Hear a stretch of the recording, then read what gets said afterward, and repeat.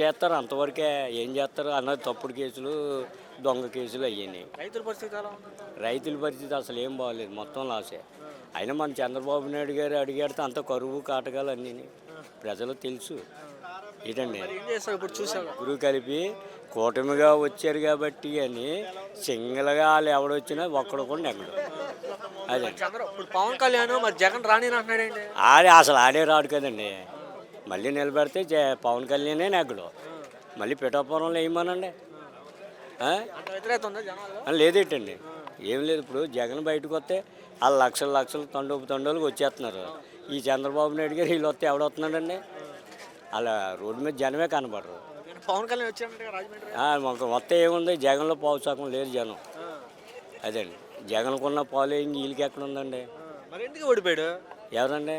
ఓడిపోలేదు, tampering, ఎంత మోసం.